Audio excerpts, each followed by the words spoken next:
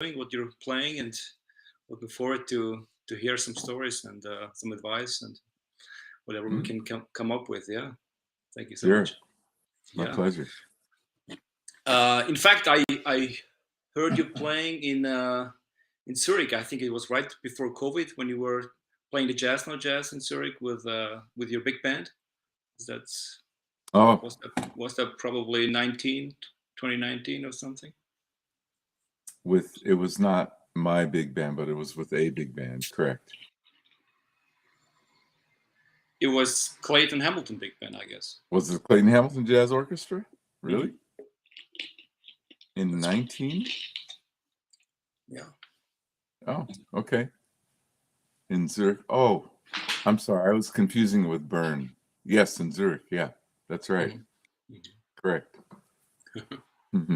And I wondered if Ray Brown was your first bass teacher, or when did it start with your career on the bass? um, I would say well, technically, no, he was not my first bass teacher. Technically, I was in high school playing in the jazz big band, and my director saw that I was very enthusiastic, and he said, "We have to get you a teacher." So he found me a classical teacher. I'm in Los Angeles. I grew up here, and he found me a classical teacher, and I started classical lessons. And about the same time, um, another high school friend of mine, bass player, said, "I just heard a record. You have to hear it."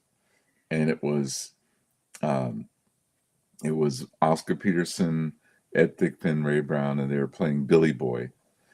And I'd never heard the bass played like that. It blew my mind. So I went into my next classical lesson. I said to the teacher, "Have you ever heard of Ray Brown?" He said, "Sure, he's a friend of mine." And he took out a letter from Ray Brown that said, "Dear Mr. Siegel, would you please tell your students about a class I'm teaching at the University of California called Workshop in Jazz Bass." That was my last classical lesson with that guy. I saved $65. And even though I was in high school, I could attend this university course. It was an evening course. It met every other week. And that's how I got to meet and study with Ray Brown. After the course ended, Ray Brown saw how eager I was to learn the bass. So he organized another classical teacher for me. I was also playing electric bass at the time. He organized lessons with Carol Kay. He did all these things for me, and um, he let me follow him around to gigs that he had in Los Angeles or recordings or things like that. And he was primarily at that time he was a studio musician, Mm-hmm. and he did some touring, but not big touring, mostly in LA. And Mm-hmm. so I fell in love with that world, and I kind of dreamed to be a studio player. And when I asked him one day if he could help me when I finished school, he exploded. He started cursing at me and, "You don't even know how to play the fucking bass. You want to play this bullshit? Are you out of your mind? The first thing you have to do is you have to learn how to play the bass from here to here. And then you have to get your ass up and play some music." He never talked to me that way. It scared me. Um, and I mean, we joked about it many years later. I said, "Do you remember when I was a kid and you exploded at me?" He said, "Yeah, I remember." He said, "I was afraid you were going to be a studio musician." Mm-hmm. So, um, So he was more than a teacher; he was a mentor as well. It sounds like that a little bit, right? absolutely. Mm-hmm. He was like a Beautiful. father. Beautiful. And I mean, when he died, it was even more devastating than when my actual father died. Um, he was that close to me. Mm-hmm. Uh, so yeah, he's the one. Every step of the way, he was a mentor. I I finished school at Indiana University, Mhm. and that's where I met Jeff Hamilton. Before that, I heard Ray Brown with Mel Jackson and Teddy Edwards on sax, a young piano player named Monty Alexander. And that's when Ray Brown introduced Monty and Alexander and I. And even though I was 17 years old or whatever, we jammed together. Mhm. Said, "Would you like to join my trio?" And I said, "I'd love to, but I have to finish school." He said, "How long will that take?" I said, 4 years. He said, "I'll wait." So then after that, I went to Indiana University, and that's where I met Jeff Hamilton. We became best friends and played together a lot. And when I finished school, then I was already in touch with Monty Alexander. I called him and I said, do you want to talk about maybe playing together, working together? And he said, "My bass player is leaving in 2 weeks. Can you join me?" So I said, "Absolutely." So So this was 4 years later. Or, this was actually five wow. 5 years later. Hmm. Uh, it took an extra year because of some technical things. And even then, I didn't finish school. I failed music history, so classical music history, and I said, "I don't care, enough school." And I went on the road with Monty Alexander and Jeff Hamilton. So Monty asked, "Do you know of a good drummer?" And I said, yes, absolutely. So that's when, and Jeff was on the road with either Lionel Hampton or Tommy Dorsey Big Band, I don't know. So Hmm. he left them and joined the trio. Hmm. So we toured basically for 2 years. And then, sorry, one of my dreams was to play with Duke Ellington, but he died when I was in college. Hmm. So another dream was to play with Count Basie. And I knew that, Basie was already getting to be quite old. So I called Ray Brown and I said, "I'd love to play with Count Basie. I don't want to miss the opportunity if it exists." Hmm. And he said, "Let me make a phone call." The next day, I was talking to Count Basie, and he Wow, said, that's "Hello, great. young man. I hear that you would like to play in my orchestra." I said, "Yes, sir, Mr. Basie." And he said, "Well, I'll have my manager call you, and we'll see what we can do." So the next day, the manager called and he said, "Our bass player is leaving in 2 weeks. Can you Again, join?" Yeah. this So I this said, famous two two, weeks in your famous case, two, yeah. two is Hmm. my magic number. It seems So like I that. said, "Of course." So I talked to Monty Alexander, told him I had this opportunity, and he gave me his blessing.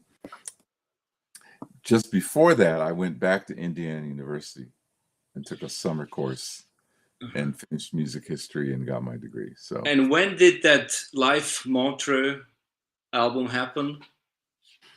A lot of um, people know that one, I guess, because yes, I was that was listening a in lot our, to that. It's beautiful. no, thank you. That was, Uh, I think, in our first year together. Um, 76, yeah, I just read mhm. before. Was that after 2 years of touring or right at the No, beginning or? less than 2 years. Mhm. So we got together in maybe the summer of 1975, Mhm. and maybe a little later. I'm not sure, but anyway, somewhere around there. So we Mhm. we played maybe a year together, around a year when we did the Montreux record. Um, And what kind of gigs and work was around during the 70s for a jazz trio with those kind of names that you were involved with, um, at where you that guys played? time, Mhm. yes, at that time Mhm. there were in the States there were more possibilities to do kind of longer gigs, so it was not unusual to play in a club for 2 weeks. Mhm. Um, and definitely 1 week, minimal. Unless it was a one-off concert, one nighter or something like that. It was always a week especially for smaller groups like that. Mhm. And in Europe, there were some places that could do that. I mean, you had the Montmartre in Copenhagen. You had Ronnie Scott's. You know, you could go in there for a week or 2 weeks. There's still, or a small number. Mhm. If you look at all of these countries, yeah, but the States really, there were a lot more extended opportunities for groups in the Mhm. States at that time. And I mean, and that's changed too. It's not that way anymore. Sometimes you can find an opportunity to play for a week someplace, but hardly, because it's so expensive. You know, you have to charge a large ticket price. You have to, obviously pay the musicians, and you have lodging, and um, it it it is it doesn't always make sense. In New York, some places can get away with that if it's more of a local New York band, but if it's New York, you got some bigger names that live there, and when they're Mhm. finished the gig, they go home to their apartment. Mhm. Right. You Yeah. know, I was wondering, had you the chance to travel with your own bass, uh, or you had to lend basses all over the place? no, I always traveled my own bass, Mhm. even back then. Full Back then, upright bass, hard oh, case. yeah, Mhm. and um, in each tour was different. For instance, if I was in Europe, mm, we might, hopefully the booker who was organizing the concerts, Mhm. uh, he would um, organize it so that I could fly to Holland or Germany or something, and I could Mhm. then take out my hard case for flying, my flight case. I Mhm. could leave it there and then put it in the soft bag, and we take a van or some cars or Train. whatever, Mhm. Mhm. train, exactly, Mhm. Mhm. and then I would just carry my bass. Even with the bassy band and Monty, it was always, if I was flying, we would buy a seat for the bass on the plane, Mhm. and sometimes we would, you know, get the hard case. Was the 70s already tough with bringing instruments on the airplane, or like Um, now, like no, because nowadays? No. if you bought a ticket for the bass, it was okay. Uh-huh. Sometimes um, you would have, each flight was different. Sometimes you Okay. would have a flight attendant who would say, "Oh, it's not allowed to, whatever. You can't have it blocking the aisle, or it Mm-hmm. can't be in the top of the bass can't be in the face of the passenger behind, you know, Right. sort of thing." So Mm-hmm. sometimes we'd have to put a pillow on the floor and turn the bass upside down and Mm-hmm. strap it in that way. Mm-hmm. Everyone was different, and then eventually, um, they the configurations of the planes were so different. Mm-hmm. You couldn't count on being able to put it on the plane in that seat. If you bought a Yeah, ticket, it got very narrow over the years, right? Those airplanes in general got more narrow. I have the feeling. yeah, Mm-hmm. and even now, you know how they have in the bulkhead these armrests which are sitting there. I mean, they're made in. You can't lift Mm-hmm. them up. Uh-huh. They're one block, Mm-hmm. and that means you have a narrower space between the seats, and the bass couldn't fit in that space. Mm-hmm. So anyway, it became complicated, Yeah. and more people just decided to go with the hard case, the big, we call it Mm-hmm. the coffin. But even then, it has to go into the trunk of the airplane, right? Right. With the hard case. Yeah. Mhm. Yeah. So, but you opened the case. It's always in one piece. It was always in one Yeah. piece. I mean, Yeah. 99% of the time, yes. Uh-huh. I do remember some other situations where I opened the case. I remember opening the case once and the fingerboard just fell on me because somehow it had gotten Hmm. cracked or whatever. But that was not normal. Hmm. And also we have good luthiers. Hmm. So if the instrument is damaged, then you take Yeah. it to your repair person and they do a good job. Hmm. You know, as long as the top of the bass is not damaged. I mean, Yeah. if they somehow crack it in the middle of the top or the top around the sound post, that sort of thing, then Yeah. that's not good.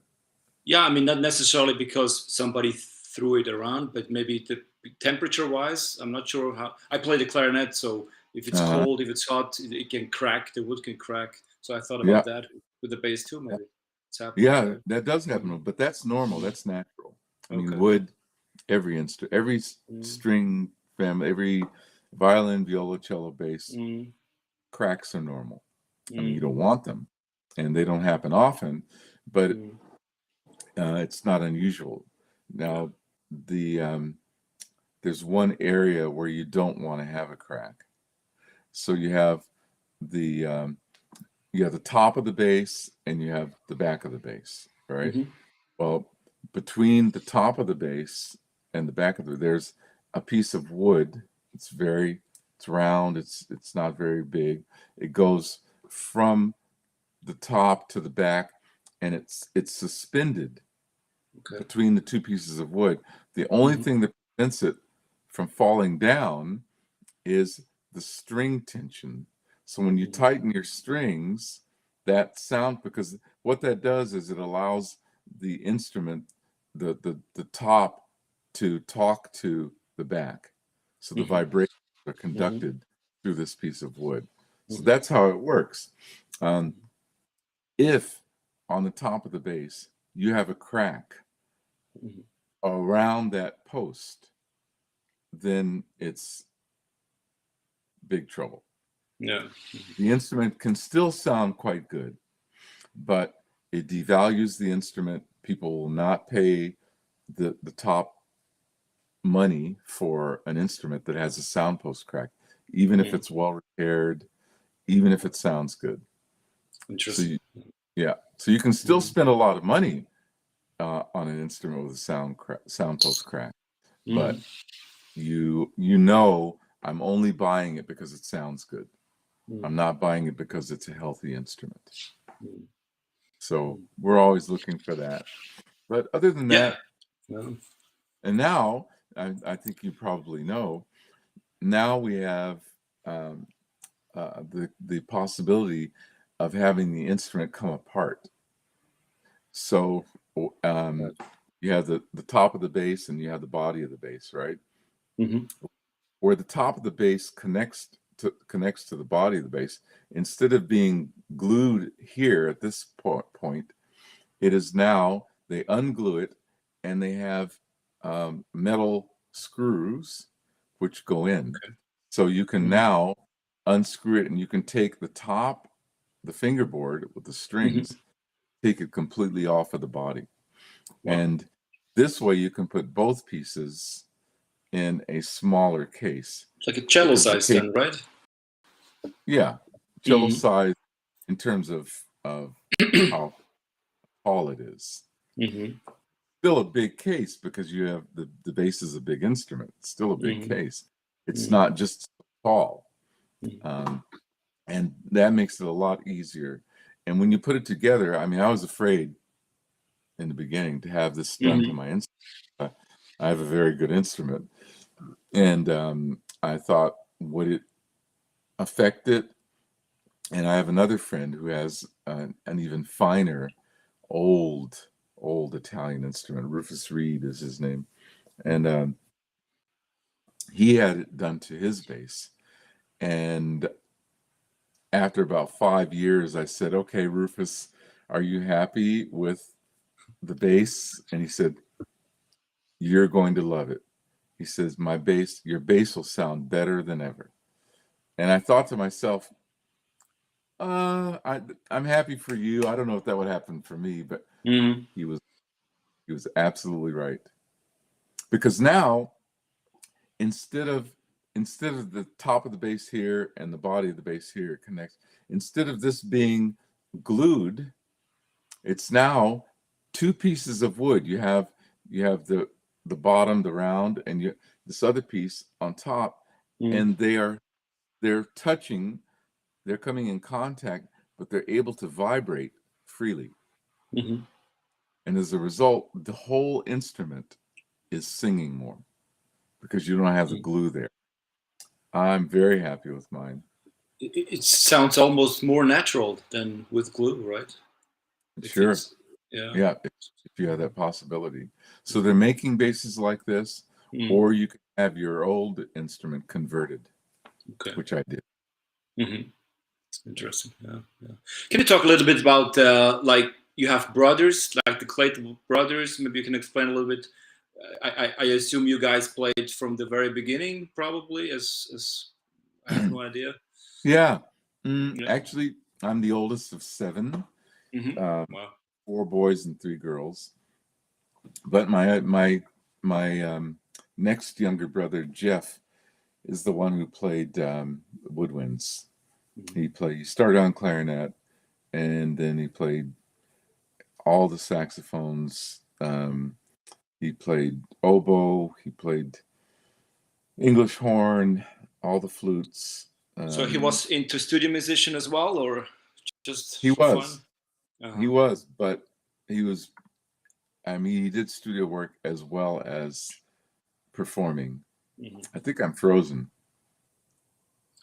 Not on my side, but yeah, No. today the internet is painting pictures of both of us a little bit here. Okay, I'll keep talking. Yeah, yeah.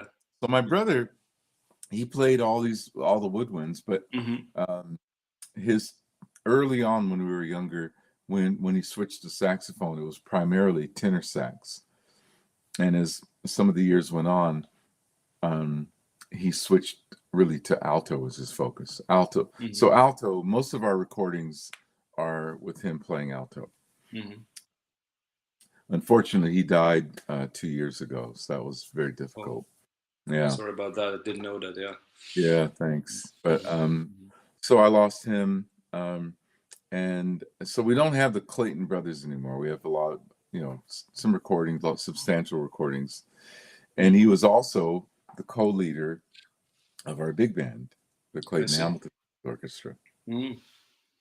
So I can't remember if he was with us on that tour because he started getting sick toward the can't remember exactly when. Maybe he was with us Yeah, then. that's 3 years ago already. Yeah. 3 years ago? No, he wasn't with us then. Mm-hmm.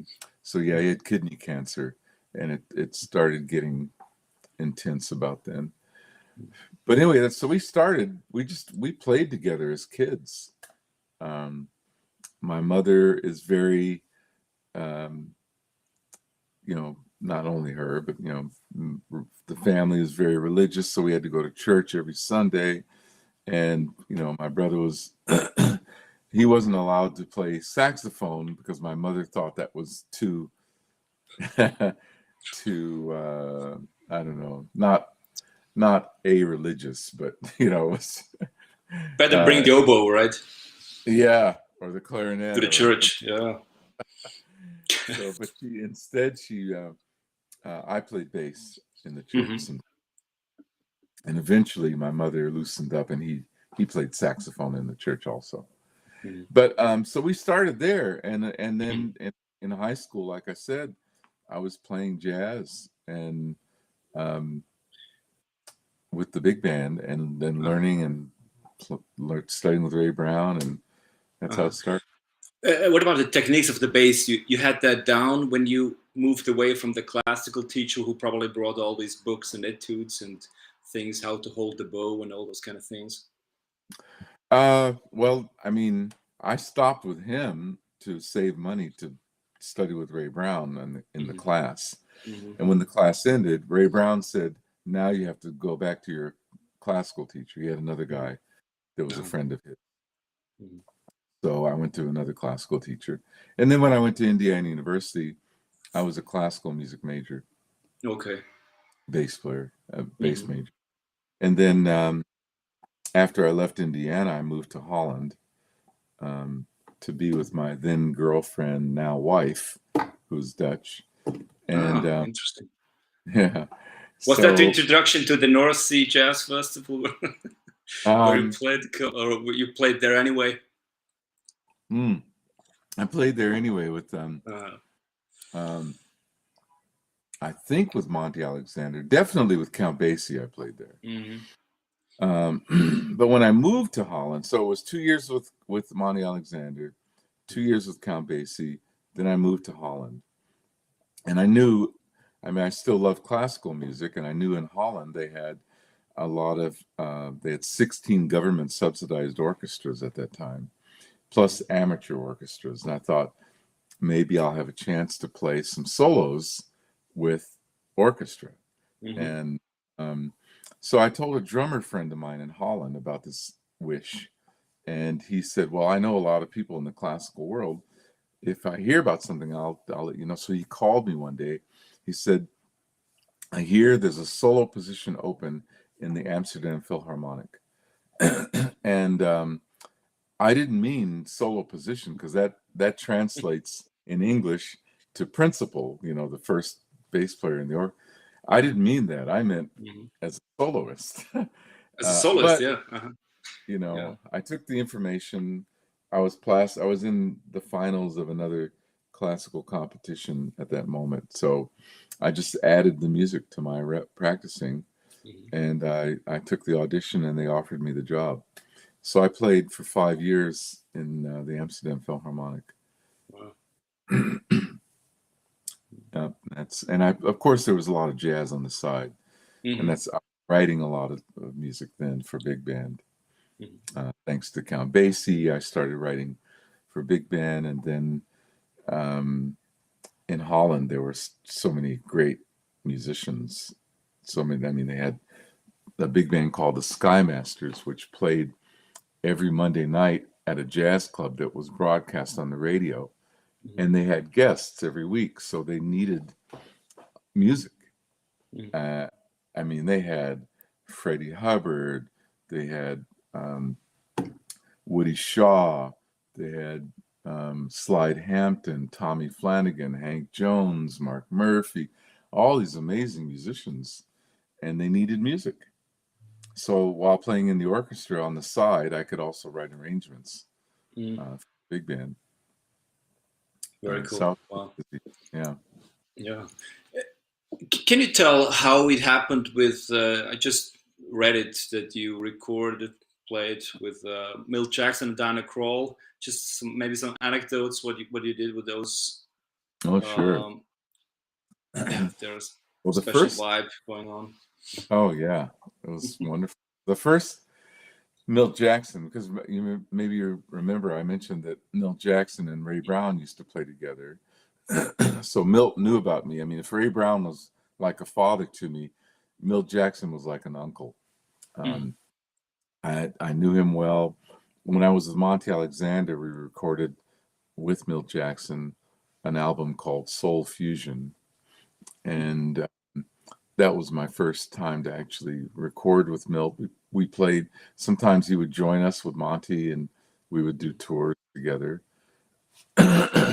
So, and that extended until his death. I mean, um, I played in his group with Cedar Walton and Billy Higgins. We recorded, some several recordings together. Yeah. One with string orchestra. I mean, I did quite a bit. Because I just wondered, always when I watch him play and hear him play, he has his totally own time feel or the way he plays, and I wondered if you if you had to adapt to that, or how to play the bass next to that force that's going on the vibes there. No, Was there? his time feel was perfect.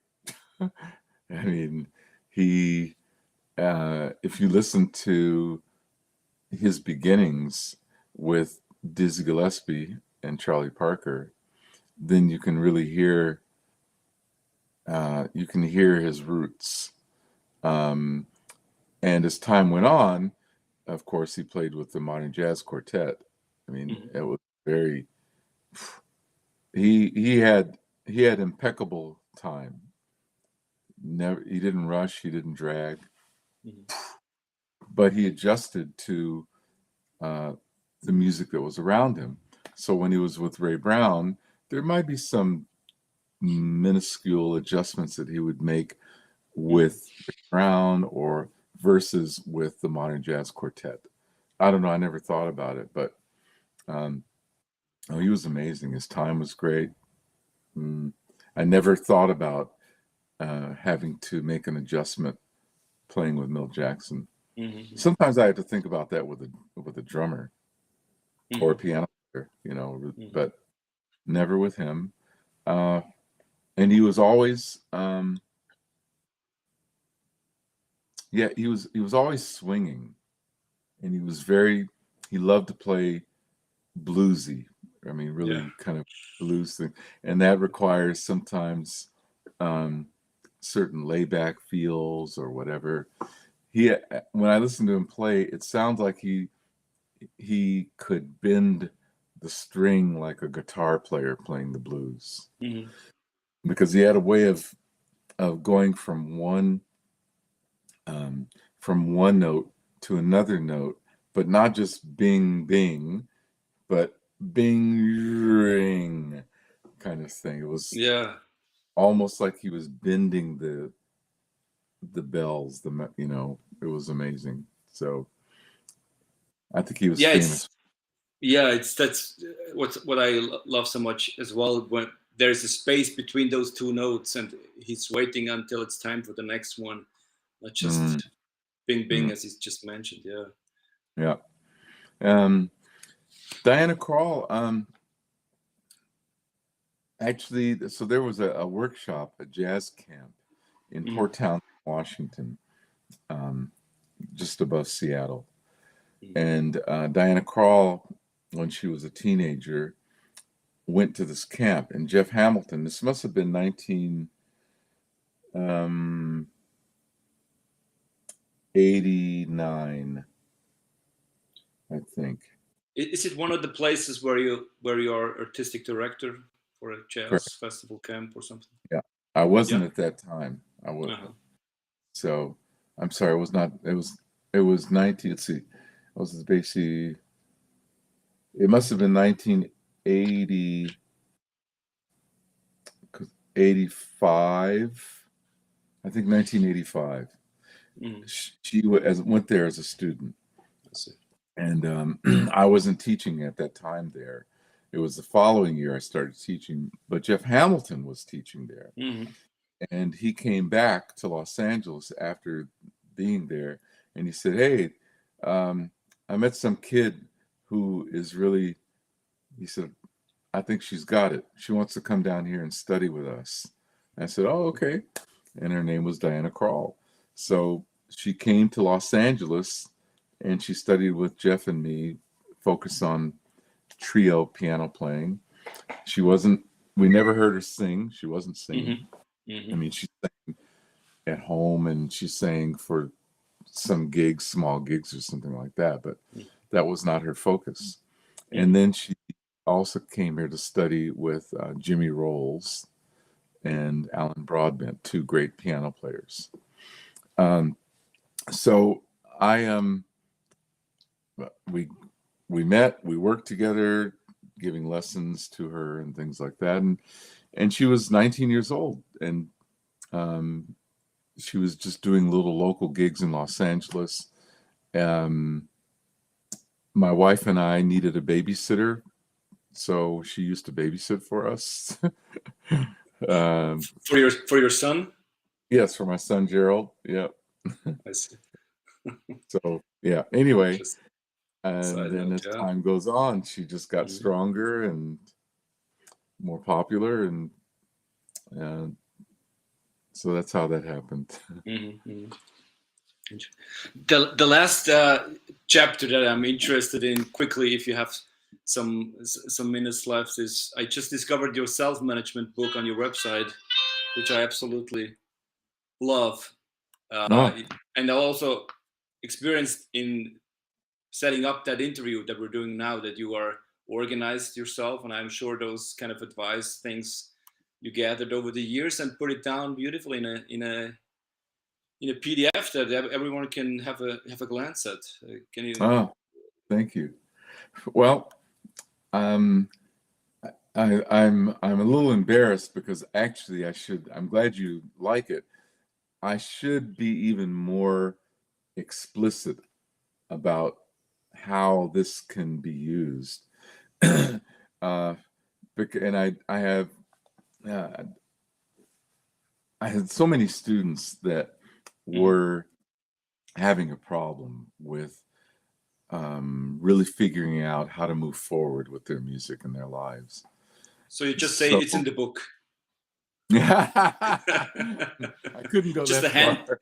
That's just a handout. Here, go home. It's yeah, I couldn't go that far, but yeah. Okay. So I would say to them, um, imagine you get a phone call and they say, "Hey Joe, listen, I've got a gig on Friday night at a jazz club. Are you available?" You look in your book, Friday night, free, cool. And so, see you there. Boom. You get another call. Hey, Joe, I've got a gig on Saturday afternoon playing music for a wedding. Are you available? You look at your book, Saturday afternoon. Okay, no problem. Boom. You get another call. Hmm. Hey, Joe, I've got this jam session on Sunday night. Can you do it? Yeah, okay, good. I'll be there. Boom. And then you die. Now, we want to be working. We want phone calls. We want more opportunities. But not at the expense of what you would love to do. So I propose to them that number one, they do what I call a walk in the woods, Hmm. and you go inside yourself and you figure out, what do I want to do with my music? Whose music do I want to play? What ensemble would I love to be in? Not what do I think I can do? What Hmm. do I want to do? And once you understand that, then the path to those dreams, those ideas, those ideals becomes clear. So, for instance, let's say you want to play in um, Brad Meldau's trio, or you want to play in John Scofield's band, or whatever, or you name it, Herbie Hancock. So, what does it mean? It means now I I have to buy every recording that Brad Meldau has ever done. I learn every song that he has done, every arrangement. I go to him and I hear him as often as possible in person. I introduce myself. Hi, my name is Joe. I love your music. It's my dream to play with you, and I'm learning everything you've ever done. Now, when he needs a bass player, he's not going to go, who do I call? He's going to go, who's that guy I met in Los Angeles? He's learning everything I've ever done? Right? And this is the honest way, the sincere way Uh-huh. that musicians actually do what the outside world calls networking. In the real music world, we don't network because what we do is so personal, so private. If someone said, "Oh, are you going to Switzerland?" You got to call up Simon, man. He's got all the gigs, he's got all the connections. He can help you out. You got to meet him, you know? Now, if somebody wants to get to know you for that reason, it feels dirty. Mhm. Oh, you want to get to know me because you would like to have opportunities. That's different than if someone Uh-huh. says to you, Simon, I've heard you play. I love your recordings, your concerts. I am such a fan. I'm going to be at the next concert you do in the front row. Thank you for everything you're doing. You really touch me when you play. Now, if somebody wants to get to know you for those reasons, then you are like, oh, really? How nice. Yes, come. Let's have coffee, whatever. Yeah, a different approach, definitely. Yeah. It's much different approach, because if you try the other thing, then the way people think they should network and get ahead, it never works. I'm not saying it sometimes works. It never works, because what we do is too personal. Now, now the phone. Once you figure out what your heart is telling you you'd like to do, I propose to them that they divide their lives into 3 areas: short-term goals, mid-range goals, long-term goals. Short-range goals are things that you can accomplish between now and 1 year from now. Mid-range would be things that take longer, say now and 3 years. The long-term goals are things that take even more time, say 5 years and in the future. So mid-range goal, or let's say short-term goals. As a bass player, I might say, well, I know between now and a year from now, I can't buy a new bass, but I can buy a new set of strings. I can have some adjustments made on my instrument that I need. I can, I've always wanted to take piano lessons. Now, between now and a year from now, I can do it. Between now and a year from now, I can learn all of my major and minor scales in 3 octaves. I just write it all down. But things that take longer. Let's say between now and a year from now, I'm not capable of playing with Brad Meldau.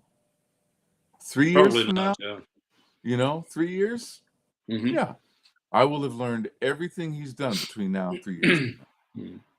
And it's not like a chore. It's not difficult. It's not a job, because I choose it. I'm inspired. I'm excited about it. Between 5 years and beyond. At the moment, I can't have a touring group that records regularly. 5 years from now, yes, I know I will have a clear understanding of who I want to play with and want to tour with and who I want to record with. No problem. So I write everything down in all of these sections. Now, the phone rings. I mean, Hey, those Joe. are things that you did for yourself and later on passed on to your students. Did I understand correctly? Yes and no. It wasn't as organized like this. But if I look back on it, it is what happened. So now when the phone rings and they say, hey, Joe, listen, I got this gig on Friday night. Are you available? You look in your book. Friday night. Let's see. I'm in school all day. Friday night, I was going to finish that Charlie Mingus transcription. Sorry, I can't do it. Boom. You get another call. Hey, listen, I got this wedding on Saturday afternoon. Are you available to do it? You're looking. Let's see. Saturday afternoon. That's when I was going to finish working on this classical piece. But I have the evening free. Hey, no problem. I'll be there. Boom. So it doesn't mean that you throw your life out the window. It just means you understand your priorities that you set, that you created for yourself. And you don't let things get in the way of what you want, of what you desire. You don't let the world control you. You control your world. And so, yes, I did do it this way in a sense because I had my dreams. It was my dream to play with Monty Alexander. What did I do? I got all of his records. And this was before after I met with him and played the first time. And then I got excited. I bought every record I could find of Monty's. I learned all of his songs just because I wanted to. Nobody told me to do it. And then I also loved Count Basie.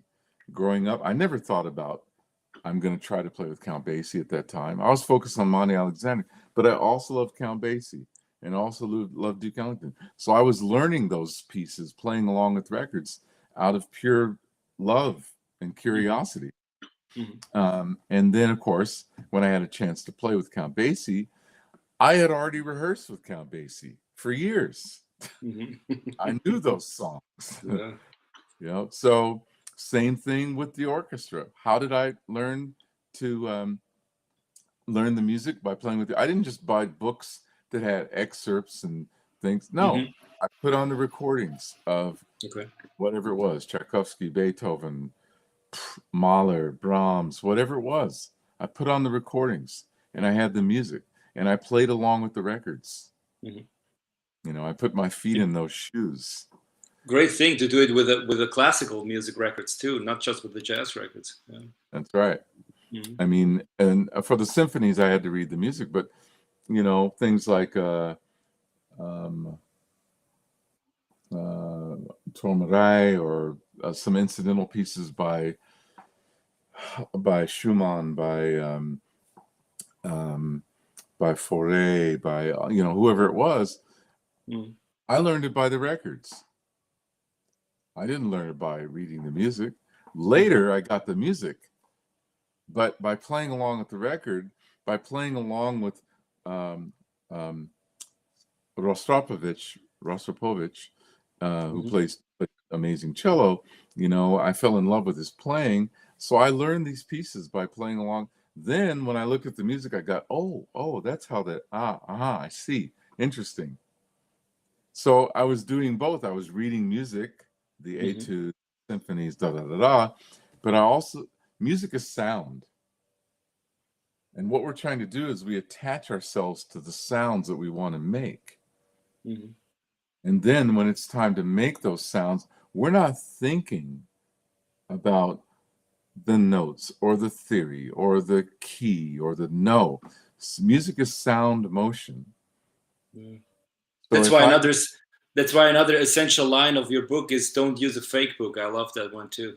yeah, It goes in absolutely the same direction. Yeah, what you just exactly, said. Yeah. exactly. I Mm-hmm. always point out that music is sound motion. So Mm-hmm. if I pick anybody off the street and I say, okay, come on with me and let's sing the song. I'm gonna start with this note, sing this note with me, and they sing, and I go, da da da da da da da da da da da da da. They can do it. Mm-hmm. Why can they do that? They're not a musician like you. They don't know if it's in a major key or minor key. They don't know what degree of the scale it starts on. They don't know if it's in 4/4 or 3/4. They have no idea. How can they do that? How can they sing it? Because music is sound motion. If you could go in their brain, you might see uh, first I start on this sound, then I go up to this sound, and then go up a little bit higher, and I go down again. And I keep going down a little bit more, and then down a little bit more, and down a little bit more. And now I'm at the original sound, and I Mm-hmm. go up again, and I go down a little bit more, and down a little bit. You know, maybe that's what you would see in their brain, Mm-hmm. Up and down. but it's all reflective of sound motion. If I take someone else and I go something like ba ba ba ba doodle ba ba ba doo boo da da da da da ba ba do ba bo ba ba ba ba bang ba shabba doo da da da da da. Sound motion. Mm-hmm. One sound going to another sound. Maybe it's a little bit more involved than Mm-hmm. Twinkle Twinkle Little Star, Yeah. but it's still sound motion. Mm-hmm. And there's no such thing as difficult sound motion or easy sound motion. That doesn't exist. There's no such thing as hard music or easy music. Think about it. If someone comes to me and says, "Hey, I'd like to learn how to play the Bach cello suite, the third one," I'll go, "Oh, I love that piece. It's so amazing. You're going to love it too. It's a really difficult piece, but stick with it. It's going to pay off, you know." Now, you and I agree. Everyone is talented in different ways. There are things that you learned no time at all. And those things took me more time, and vice versa. So now that person goes home and they're excited. Oh, Bach cello suite number 2. Oh, so excited. Oh, this is that piece that John Clayton says is really difficult. So now what have I done? I just put a wall in front of them. They have to do 2 things. First, they have to unlearn the difficulty of it. Then they have to start learning the piece. But think about it. If that person plays that piece of music every day for 6 months, now it's starting to flow. Now they're comfortable. Now it starts to feel good. Now they're having a great time with it. What does that actually mean? The music was not difficult. The music was not easy. The music didn't change. Bach wrote those notes. He wrote those pieces in the 18th century. The music did not become easier, or the music didn't change. We changed. So the idea that music is difficult is always something that gets in the way of people. Thank God that nobody said to that child, this is a very difficult piece. It's really hard, but we're going to learn it. Da, da, da, da, da, da, da. You know, the child doesn't have those problems, those inhibitions. So it's important for us to not deliver the idea that music is difficult or that music is easy. I would not convert. I would never say to somebody, Bach cello suite number 3. It's beautiful music. You're going to love it. No problem. Which one is it? The da da dee da dee da dee da da. No, Which one is it? That's the first one. Okay, that's the one I know. But but that aside, it could be any piece. I'm just picking any piece out of Sure.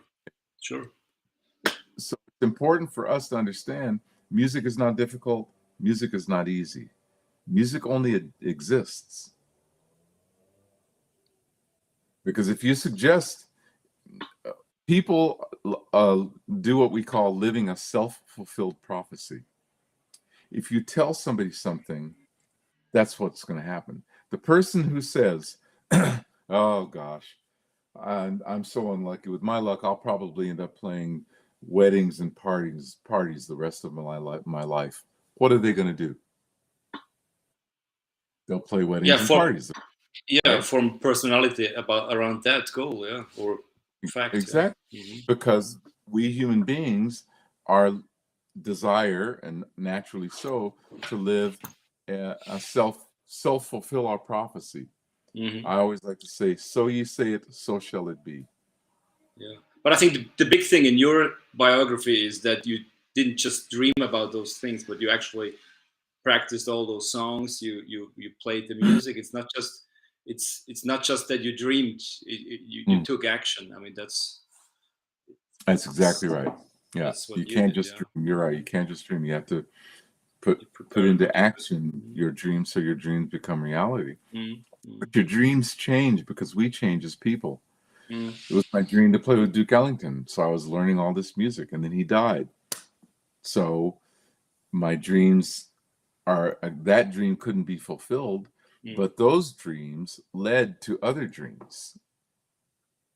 And that's really the way it is. So if I want to play with Brad Mehldau, for instance, and I'm learning his music, maybe when I think I'm ready, he already has a bass player. But you know what? Joe Lovano needs someone, or Terrence Blanchard, or Wynton Marsalis, or whatever. And because I had my Brad Mehldau focus, my level has gone higher and higher and higher. So now I'm comfortable to play with those other people. Yeah.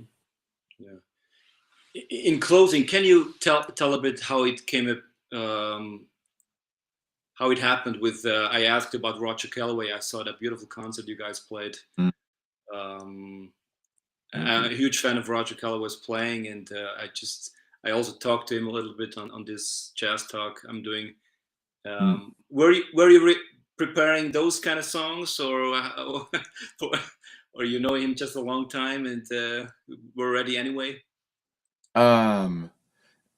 Roger he's completely open. He would play anything, but he has a repertoire with beautiful arrangements and great ideas. So he brings these arrangements to someone like me and Bruce Foreman, for instance, and he brings the arrangements to us. But then we're allowed, I'm allowed to say, Roger, would you mind if I play this one with the bow? And he'll go, oh, let's try it. So even though he has arrangements, he's completely open to developing them to fit the musicians that he's playing with. So that's how that happened. And what was that beautiful room you played? Oh gosh, it was it's actually very close to my house, about 15 minutes away. The acoustic was gorgeous. Yeah, it's just a small room theater in a almost like a classroom in a, I don't know if it's a school. I think it's a school or a theater very close by here. Yeah, nothing famous. Yeah. So what are you doing? Are you playing? Well, playing weddings and parties, as you just mentioned. No, I freelance. Yeah, I play clarinet and bass clarinet and piano, and I play mostly jazz. Yeah. Yeah, great. Yeah. And did you study there? Yeah, I studied in Zurich. Yeah, but that's 20 years ago. So since then I'm playing and that's great. playing. Yeah. You're loving it? Yeah, I love it. I like with the clarinet, I'm able to play more classical music in the church. I can play, I can play all kinds of styles. I like the diversity with it. Yeah, nice. Play duo, trio, quartet. Nice. I enjoy that. Yeah. And do you have your own group? Yeah, I have different bands for different occasions and different styles of music. I write write compositions too, and nice. And yeah, I get a lot of I started during the first lockdown. I started interviewing jazz clarinet players, obviously, and then later I just open it up and just have a lot of fun having the chance to talk to people like you and yourself and just reach out and do something. Bro. Yeah. That's good.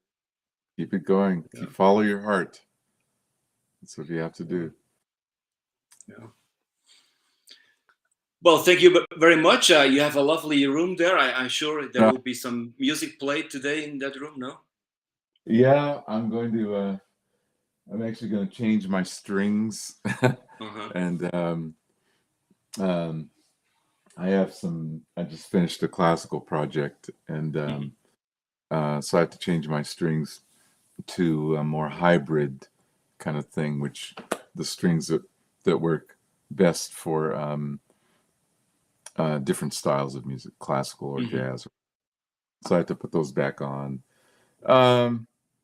And I've got some projects I have to pursue. I'm producing a couple of recordings. Got, my days are always filled, my nights. But I love what I do, so I'm very happy. So you never worked a day in your life, right? if you love what you do. That's right. Bingo. Yeah. You said, oh yes, that's a beautiful quote. Thank you so much. You'll never work in your life. That's great. Yeah, somebody said that. I don't know who it was, but it's true in a way. Yeah. Good. Thanks so much, John, for that conversation. I really appreciate it. My pleasure. Okay, Simon. Hope to see you in Zurich again. Yeah. Yes. Okay. Thank you. Bye. Bye-bye. Bye, John.